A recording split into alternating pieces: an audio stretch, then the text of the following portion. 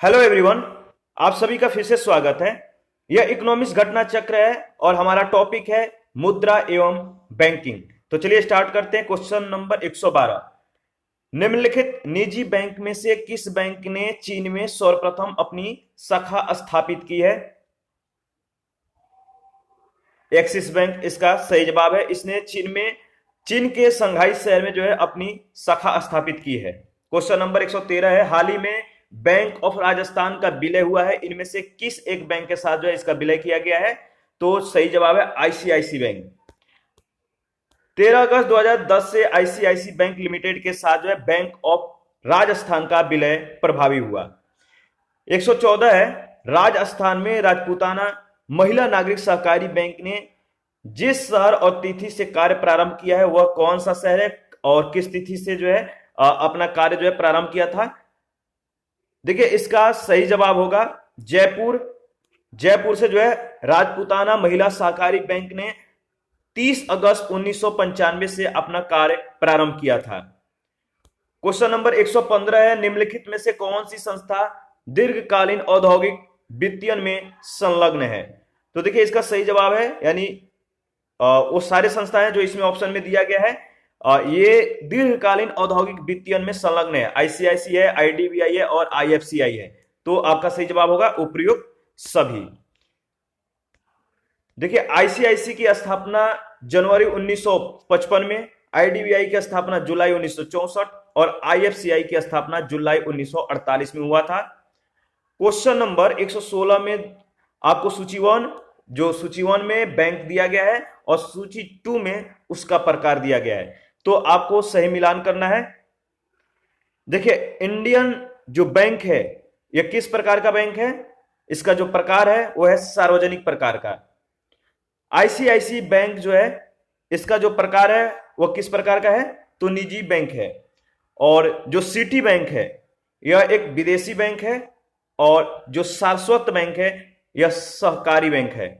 तो इस तरह से अगर इसका मिलान देखा जाए तो 1 का 4 यानी ए का 4, बी का 3, सी का 1, डी का 2 यानी डी ऑप्शन आपका बिल्कुल सही है।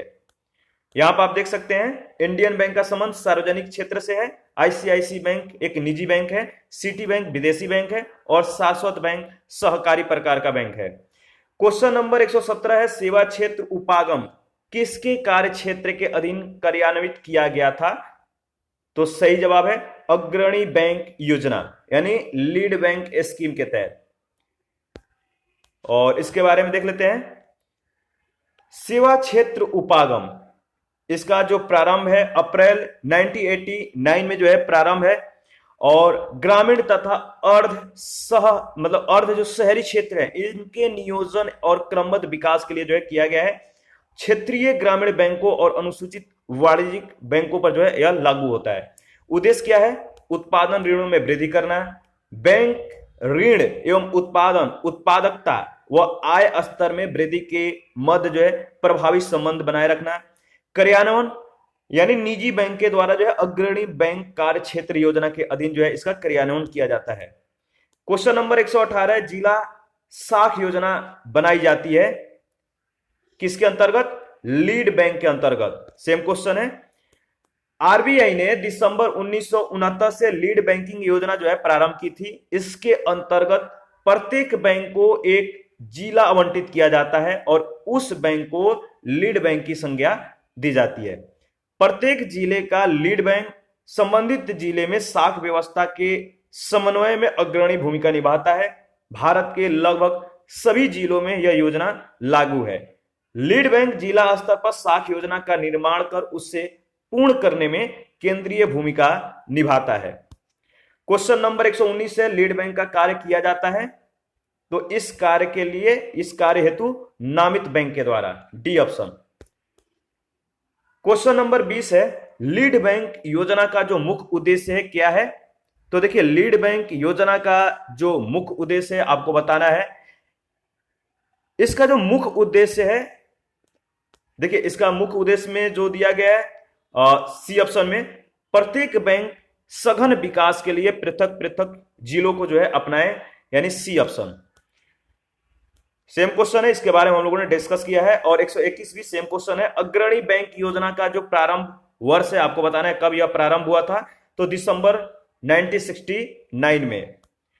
क्वेश्चन नंबर 122 है, भारत में वित्तीय समावेशन को प्रोत्साहित करने के दृष्टि से भुगतान बैंकों यानी पेमेंट बैंकों की स्थापना की जा रही है। इस दृष्टि से निम्नलिखित में से कौन सा कथन सही है? यहां पे आपको कथन देखना है, 3 कथन दिया गया है और बताना है कि कौन सा इसमें जो है सही होगा। देखिए, इसमें जो आपका सही है, पहला स्टेटमेंट है कि जिन मोबाइल टेलीफोन कंपनियों और सुपर बाजार श्रृंखलाओं का स्वामित्व और नियंत्रण भारतीय व्यक्तियों के पास है, वे भुगतान बैंकों के प्रवर्तक होने के जो है योग्य हैं। बताइए, ये मतलब कि ये जो स्टेटमेंट है पेमेंट बैंक के स्थापना के जो दृष्टि से, मतलब कि वित्तीय समावेशन के अंतर्गत, यह सही है? तो देखिए, यह बिल्कुल जो स्टेटमेंट दिया गया सही है। भुगतान बैंक, दूसरा जो है, भुगतान बैंक क्रेडिट कार्ड और डेबिट कार्ड दोनों द्वारा जो है जारी कर सकते हैं। क्या यह सही है? तो बिल्कुल गलत है, सही नहीं है। भुगतान बैंक ऋण देने के कार्यकलाप जो है नहीं कर सकते हैं। तो जो थर्ड जो मतलब कि जो स्टेटमेंट है आपका बिल्कुल सही है। तो पेमेंट बैंक के अंतर्गत जो वित्तीय समावेशन को मतलब कि प्रोत्साहित करने की दृष्टि से जो इसमें स्टेटमेंट दिया गया है, वो पहला और तीसरा इसके संदर्भ में आपका राइट आंसर है।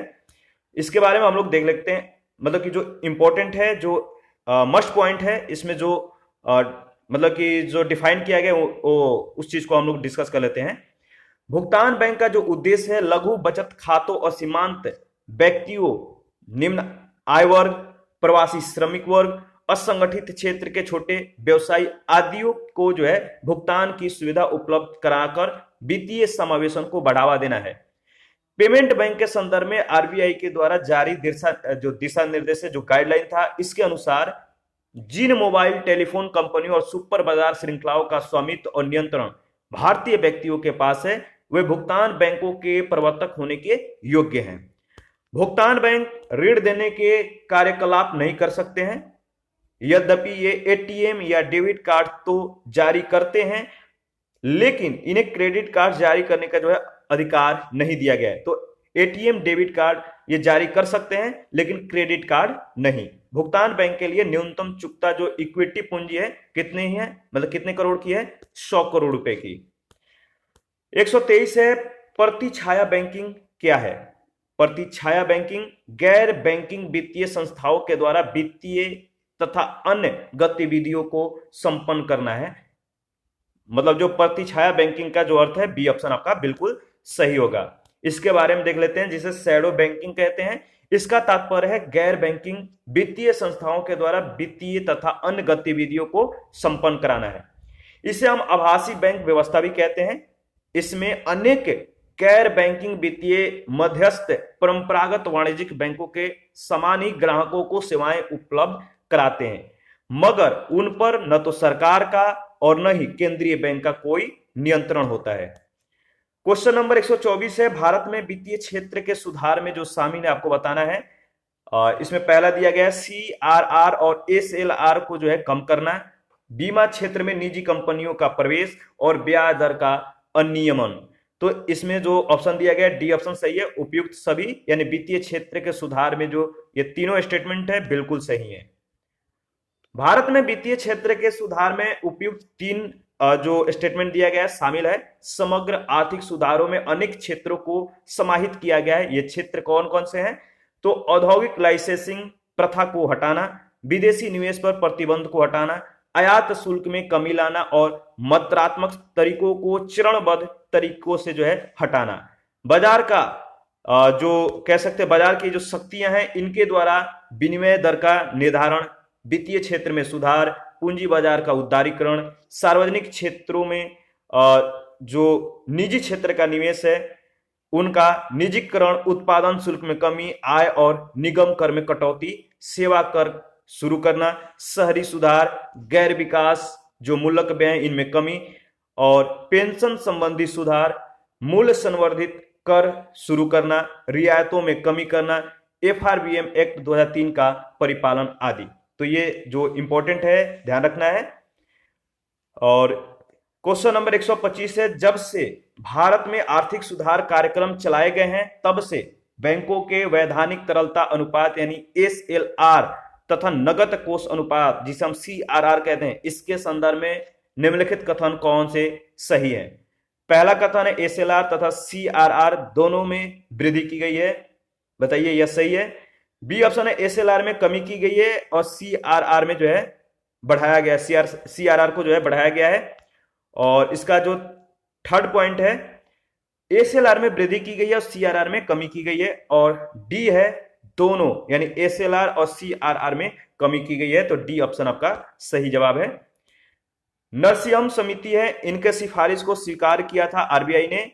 एसएलआर को वर्ष 1991 के 38.5% से घटाकर अक्टूबर 1997 में 25% जो है कर दिया था। यानी आरबीआई ने एसएलआर को 1991 के जो 38.5% था इसको घटाकर 1997 में 25% कर दिया गया था। सीआरआर में भी समय अनुसार जो है परिवर्तन होते रहे हैं। 1996 में सीआरआर 13% था, जिसमें कालांतर में कमी की प्रवृत्ति रही। 1999 में सीआरआर को घटाकर 13 से 9% और फिर 2021 तक की दो स्थिति के अनुसार सीआरआर जो है 4% और एसएलआर 18% के स्तर पे पहुंच गया।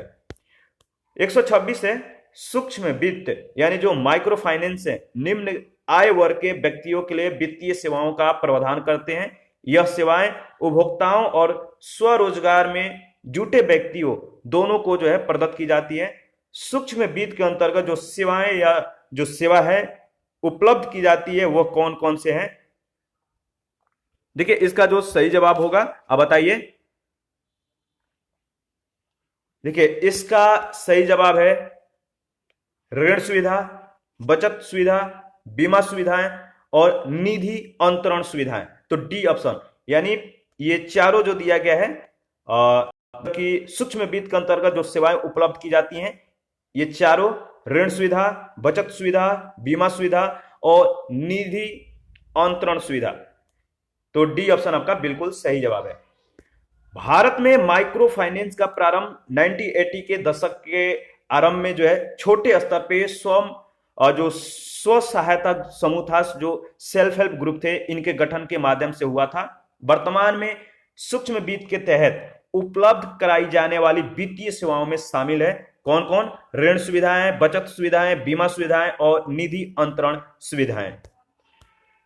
127 है, भारत में सार्वजनिक क्षेत्र के बैंकों के संचालन के संबंध में कौन से कथन सही है? दो कथन दिया गया है, तो सार्वजनिक क्षेत्र के बैंकों के संचालन के संबंध में जो स्टेटमेंट सही है आपको बताना है। देखिए इसका जो सही जवाब है, सार्वजनिक क्षेत्र के बैंकों को सुव्यवस्थित करने के लिए मूल भारतीय स्टेट बैंक के साथ उसके सहयोगी बैंकों का जो है विलय किया गया है। सेकंड वाला स्टेटमेंट बिल्कुल सही है, तो इसमें बी ऑप्शन आपका राइट ऑप्शन है। इसके बारे में हम लोग देख लेते हैं। 2008-9 से 2016-17 के मध्य भारत सरकार के द्वारा सार्वजनिक क्षेत्र के बैंकों में 1.18 लाख करोड़ रुपए अंतर्वेशित किए गए। सरकार द्वारा अंतर्वेशित इस पूंजी में वर्षवार काफी विचलन जो है देखा गया। इसमें क्रमिक वृद्धि का जो है अभाव दिखाई देता है, तो कथन जो पहला है वो असत्य है। सार्वजनिक क्षेत्र के बैंक भारतीय स्टेट बैंक और इसके 5 सहायक बैंक, जैसे आप देख सकते हैं ये कौन कौन से 5 सहायक बैंक थे? स्टेट बैंक ऑफ बीकानेर एवं Jaipur, state bank of Hyderabad, state bank of Mysore, state bank of Patiala तथा स्टेट बैंक ऑफ त्रावणकोर। इनका विलयन सार्वजनिक क्षेत्र के बैंकों में सुधार और उन्हें सुव्यवस्थित करने के दिशा में उठाया गया महत्वपूर्ण कदम है।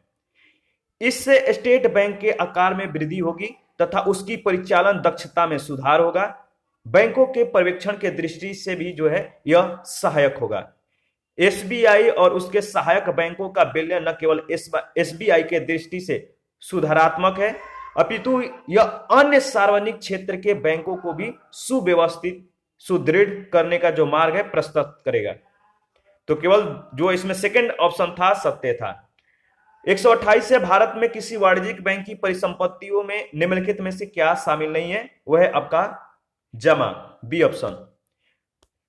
देखिए प्रश्नगत विकल्प में भारत में किसी वाणिज्यिक बैंक की परिसंपत्ति में जमा शामिल नहीं होता है। वाणिज्यिक बैंक की परिसंपत्तियों के अंतर्गत money at call and short term notice, cash and balances with RBI, निवेश, अन्य अनुमोदित प्रतिभूतियां, गैर अनुमोदित प्रतिभूतियां, ऋण एवं अग्रिम आदि शामिल है। जबकि जमाएं जो है बैंकों की देयताएं का जो है भाग होती हैं, यानी लाइबिलिटीज का ये भाग होते हैं। क्वेश्चन नंबर 129 है, वाणिज्यिक बैंक के द्वारा दिए जाने वाले लोक लुभावना ऋण क्यों कर आर्थिक चिंता का विषय है। जो टीजर लोन है यह क्यों जो है कर जो है आर्थिक चिंता का विषय है।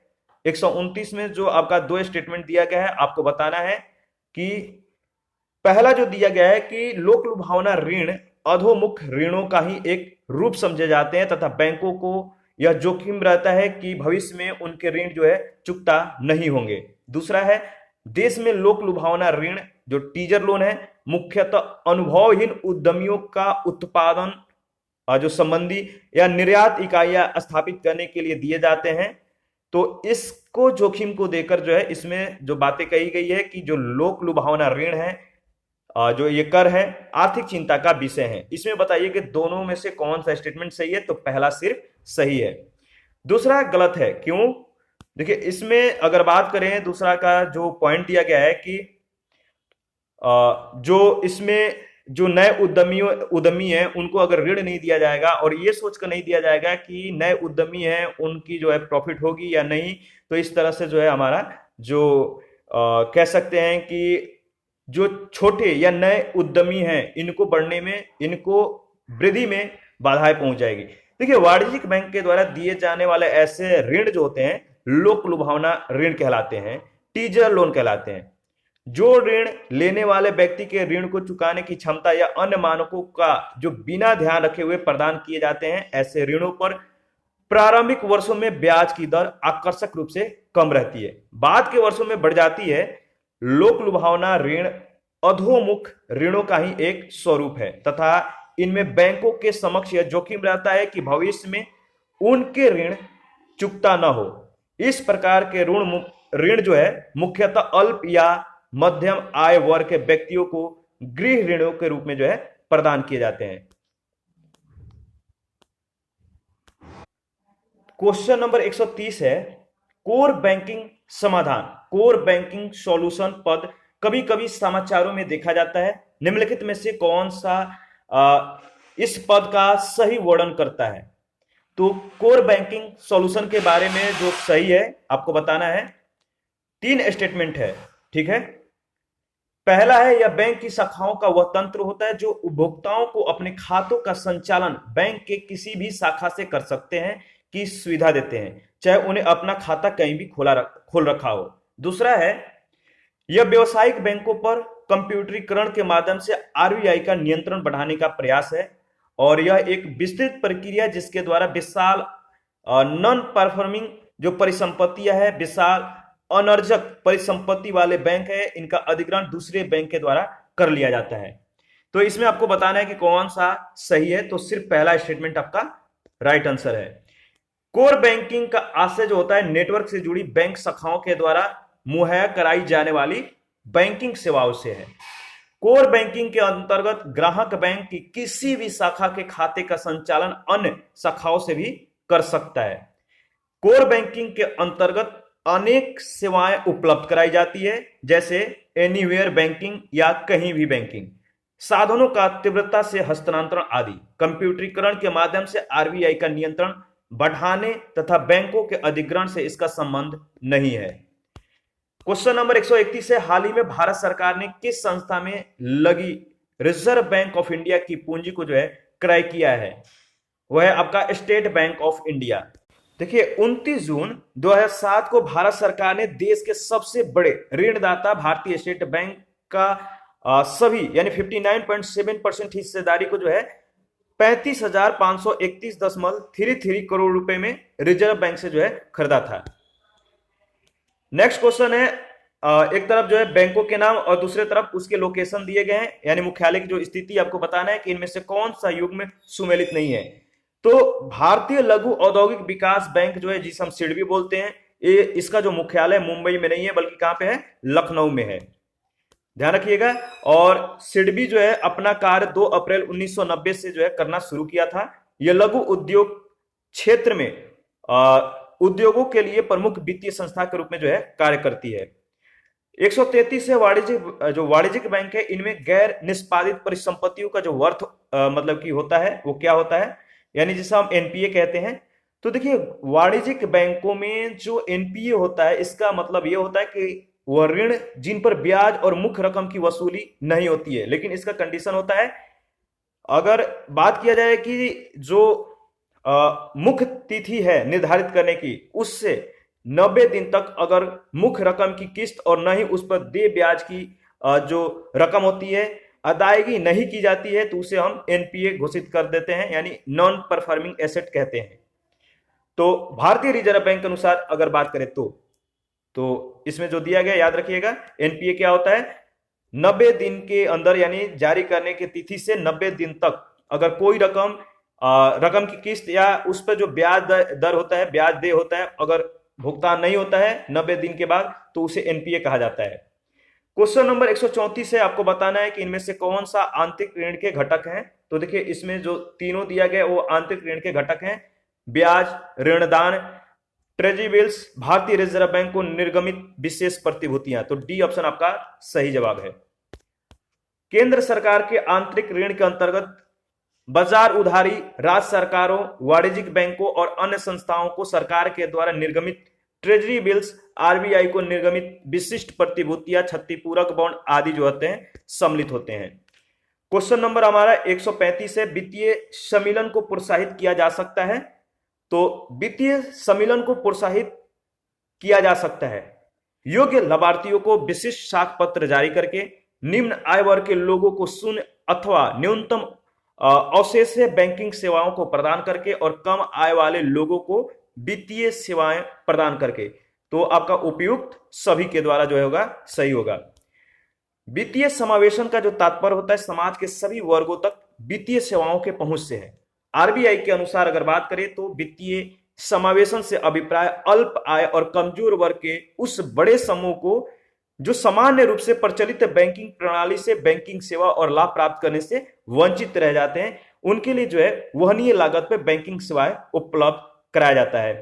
तो इसमें जो तीनों विकल्प दिया गया तो मतलब जो तीनों स्टेटमेंट था वित्तीय समावेशन को प्रोत्साहित करने में जो है सहायक थे। क्वेश्चन नंबर 136 है, निम्न में से कौन सा एक वित्तीय समावेशन की प्रक्रिया की सफलता में बाधक है। तो वह निम्न आय, निरक्षरता और बैंक शाखाओं का अभाव, यानी डी आपका सही जवाब होगा, उपयुक्त सभी।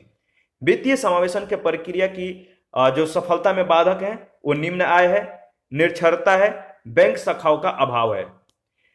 क्वेश्चन नंबर 137 है, निम्नलिखित समितियों में से किसके द्वारा वित्तीय समावेशन पे जो है अपनी संतुतियां दी गई है।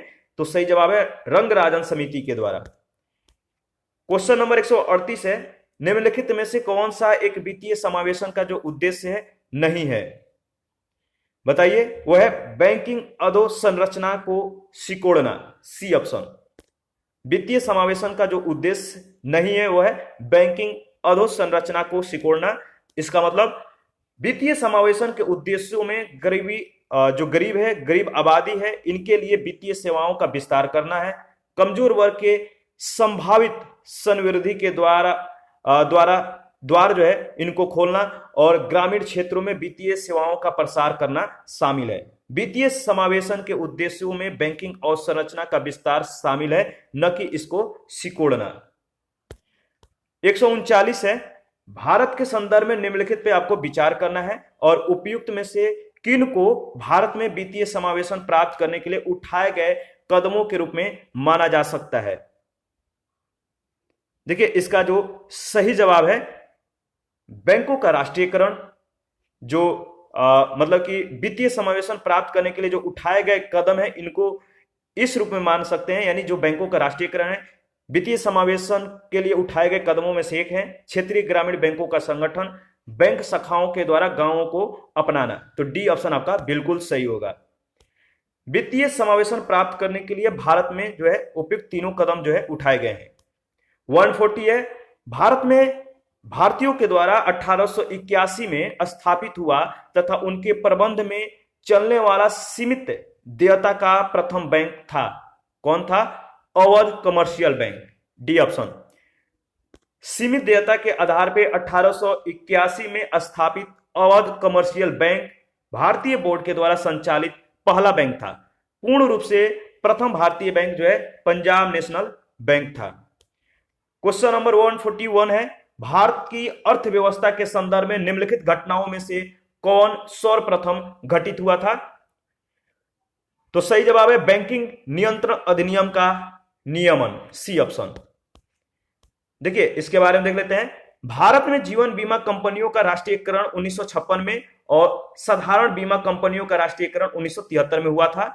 भारतीय स्टेट बैंक का राष्ट्रीयकरण जुलाई 1955 में हुआ। बैंकिंग नियंत्रण अधिनियम, इनका नियमन जो है 10 मार्च 1949 को और प्रथम पंचवर्षीय योजना का प्रारंभ जो है 1951 से जो है प्रारंभ माना जाता है, यानी प्रारंभ हुआ। और सर्वप्रथम घटित बैंक जो घटित घटना है बैंकिंग नियंत्रण अधिनियम का नियमन होना है। तो इसमें याद रखिएगा जो सर्वप्रथम घटित घटना है बैंकिंग नियंत्रण अधिनियम का नियमन। नेक्स्ट क्वेश्चन है क्वेश्चन नंबर हमारा 142।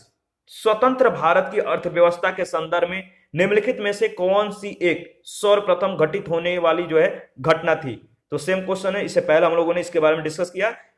बैंकिंग रेगुलेशन एक्ट का अधिनियम, यह जो है स्वतंत्र भारत के अर्थव्यवस्था के संदर्भ में सर्वप्रथम घटित होने वाली पहली घटना थी। तो सी ऑप्शन आपका सही जवाब है। 143 है, किसी अर्थव्यवस्था में यदि ब्याज की दर को घटाया जाता है तो वह यानी क्या उस पर जो है प्रभाव पड़ेगा?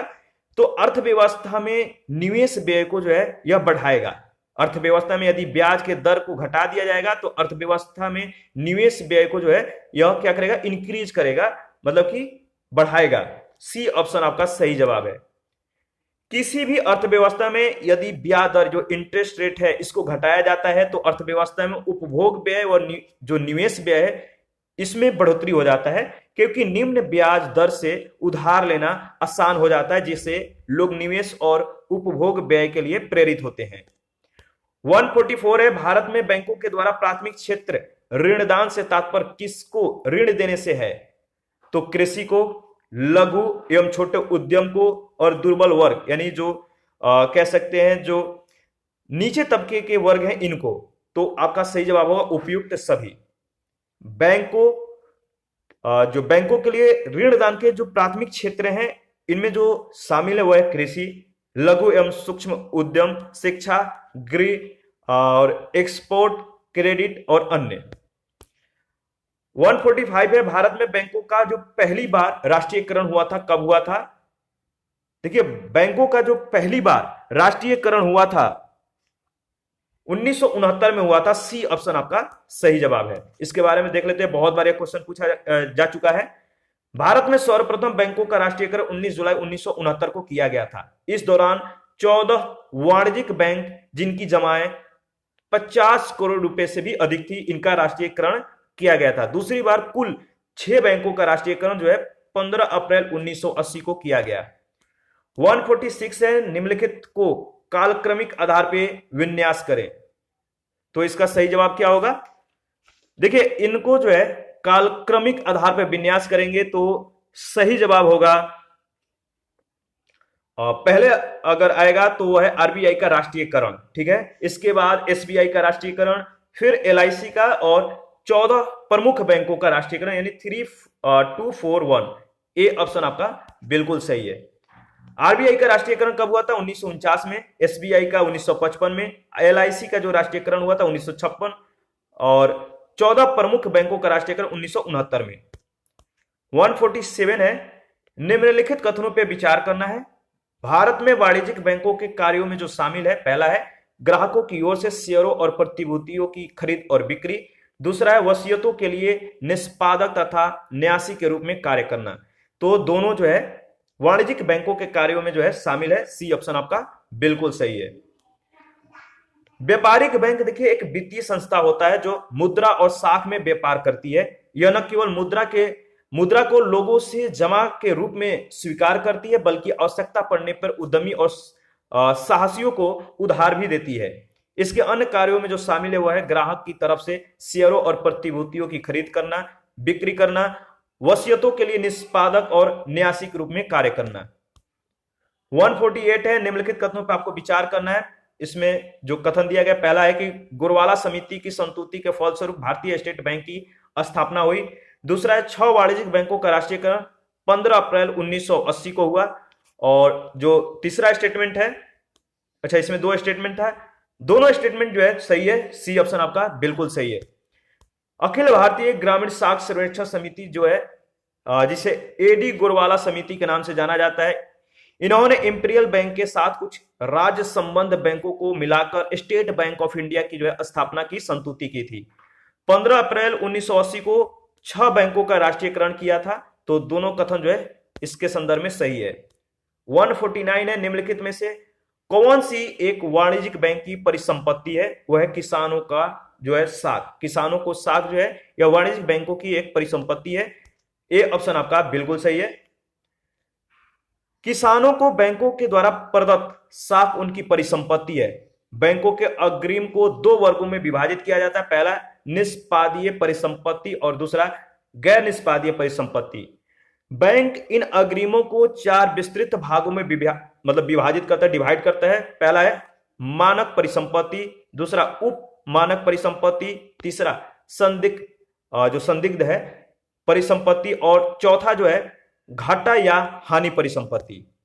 तो इन अग्रिमों को 4 भागों में विभाजित किया जाता है। इन 4 भागों में जो विभाजित किया गया, जो मानक परिसंपत्ति है, उप मानक परिसंपत्ति है, संदिग्ध परिसंपत्ति, घाटा या हानि परिसंपत्ति है, याद रखिएगा, इंपॉर्टेंट है।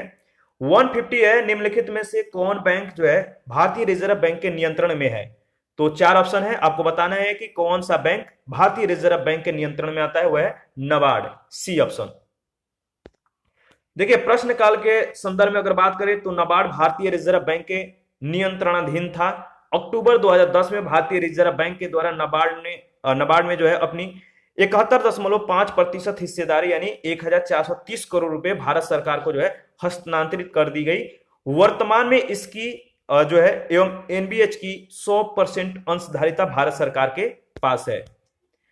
151 है, भारत में राष्ट्रीय जो आवास बैंक है, राष्ट्रीय आवास बैंक निम्नलिखित में से किसकी एक पूर्ण स्वामित्व वाली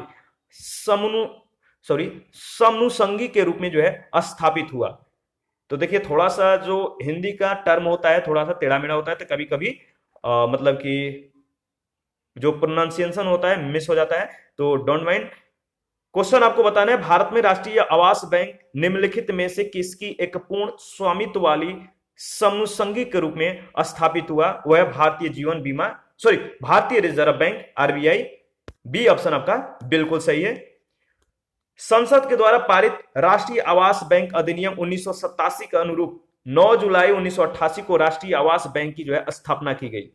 यह बैंक पूर्णतः भारतीय रिजर्व बैंक पूर्ण स्वामित्व वाली समनुसंगी के रूप में स्थापित हुआ था। 2019 में जारी अधिसूचना के अनुसार इस बैंक में भारतीय रिजर्व बैंक ने अपनी संपूर्ण हिस्सेदारी जो है भारत सरकार को हस्तांतरित कर दी थी। कितना करोड़ रुपए?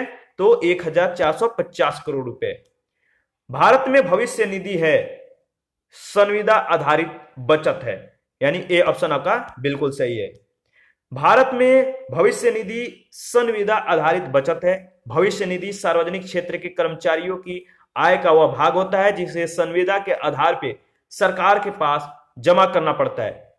तो मतलब कि जो कह सकते हैं कि भविष्य निधि जो है सरकार की आय नहीं, क्या है, दायित्व है। क्वेश्चन नंबर 153 है, लघु अवधि ऋण की अवधि कितना होता है? लघु अवधि ऋण की अवधि अधिकतम 15 माह तक होता है।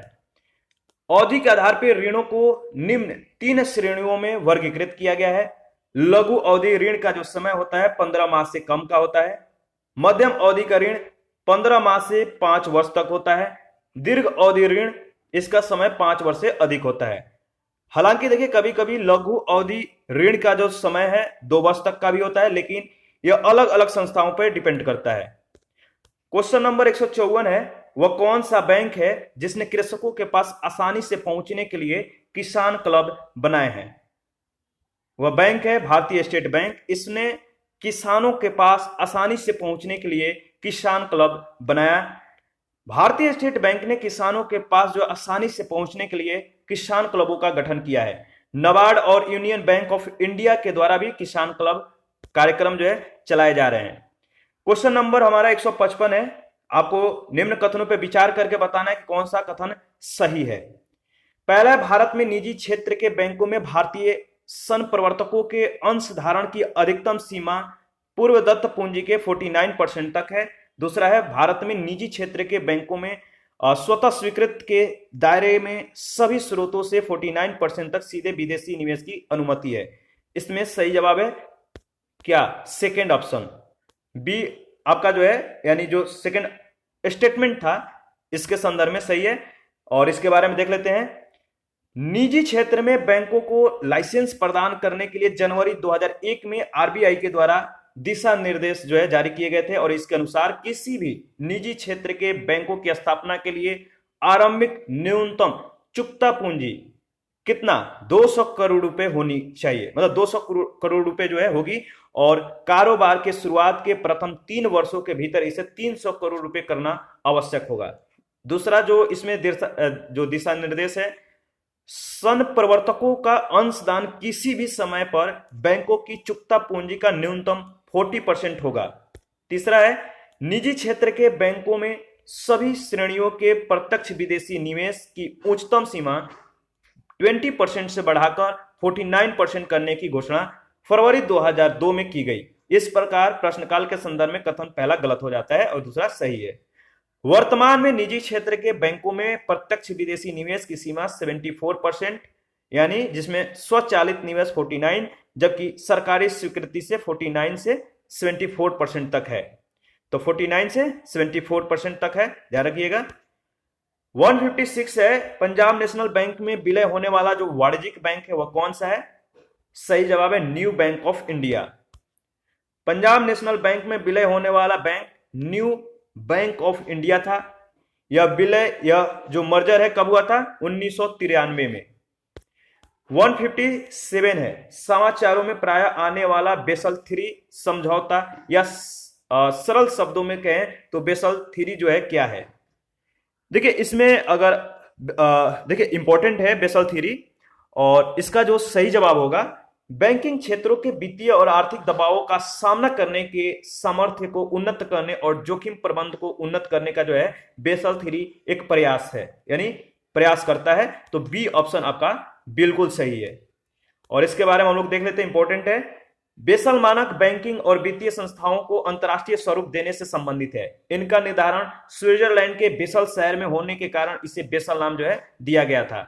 2010 में बैंकिंग पर्यवेक्षण पर बेसल कमेटी के द्वारा जारी बैंकिंग क्षेत्र के लिए उच्चतर पूंजी आवश्यकता, तरलता नियमों और आकस्मिक व्यवस्थाओं को लागू करने की संशोधित नीति को बेसल 3 कहते हैं। इसका उद्देश्य यह सुनिश्चित करना है कि 2007 से 2009 के बीच वित्तीय प्रणाली ध्वस्त होने और उसके परिणाम स्वरूप आर्थिक मंदी की जो घटना घटी उसकी पुनरावृत्ति न हो। 158 है, बेसल 3 निम्नलिखित में से किस एक से संबंधित है? आपको मालूम है, किसी बैंक की पूंजी की पर्याप्तता के मापन के लिए अंतरराष्ट्रीय मानकों से। तो डी ऑप्शन आपका सही जवाब है। 159 है, निम्न 4 विदेशी बैंकों में से जो भारत में कार्य संचालन कर रहे हैं, किस एक की सबसे जो है अधिक शाखाएं हैं? किस एक की सबसे अधिक शाखाएं हैं बताइए? तो सही जवाब क्या है? C option, Standard Chartered bank.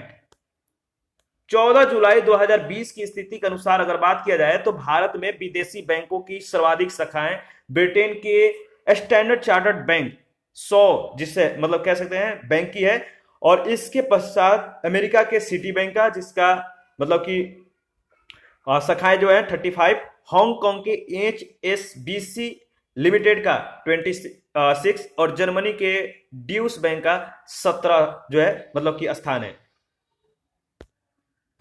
Next question है 160, निम्नलिखित युग्मों पर आपको जो है विचार करना है। एक तरफ बृहद बैंक, दूसरे तरफ उत्पत्ति का देश दिया गया है। बताना कि इनमें से कौन सा सही सुमेलित है। तो देखिए जो बार्कलेज बैंक है इसका जो उत्पत्ति देश है कौन सा है, तो यूके। ठीक है, तो सेकंड वाला जो आपका स्टेटमेंट है जो बार्कलेज बैंक है यूके से संबंधित है, तो बी ऑप्शन आपका सही होगा। बाकी और देख लीजिए, एनबीएन एमरो बैंक जो है नीदरलैंड से संबंध रखता है।